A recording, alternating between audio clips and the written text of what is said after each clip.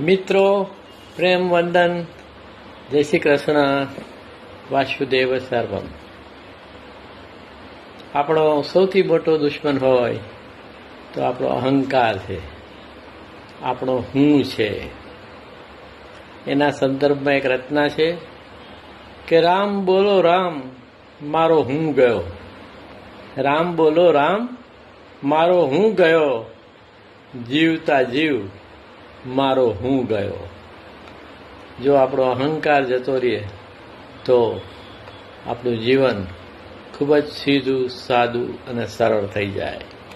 કે રામ બોલો રામ, મારો હું ગયો.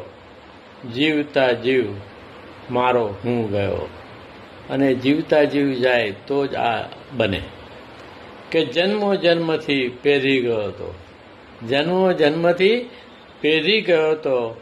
ખાલી ખમ થયો, મારો હું ગયો. જન્મો જન્મથી પેરી ગયો તો ખાલી ખમ થયો, મારો હું ગયો. રામ બોલો રામ, મારો હું ગયો. જીવતા જીવ, મારો હું ગયો. કે હળવે હળવે ઉર્ધ્વ ગતિથી, હળવે હળવે ઉર્ધ્વ ગતિથી અધોગામી, મારો હું ગયો. હળવે હળવે ઉર્ધ્વ ગતિથી અધોગામી, મારો હું ગયો. રામ બોલો ભાઈ રામ, મારો હું ગયો. જીવતા જીવ, મારો હું ગયો.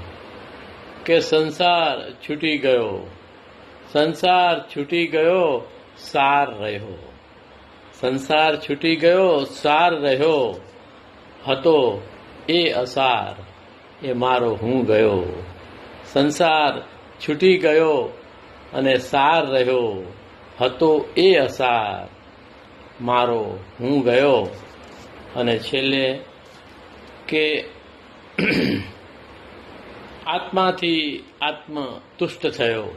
આત્માથી આત્મ તુષ્ટ થયો.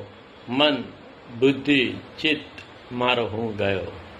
આત્માથી આત્મ તુષ્ટ થયો. મારા મન બુદ્ધિ અને મારો હું ગયો. તો આત્મન્યેવા, આત્મના તુષ્ટ થવાથી આપણો અહંકાર નિર્મૂળ થઈ જાય છે. ભગવાન બીજા અધ્યાયમાં કહે છે કે જે આત્માથી આત્મામાં તુષ્ટ રહે છે એ જ સ્થિતપ્રજ્ઞ છે. તો રામ બોલો ભાઈ રામ, મારો હું ગયો. જીવતા જીવ, મારો હું ગયો. પ્રેમ વંદન, જય શ્રી કૃષ્ણ, વાસુદેવ સર્વમ.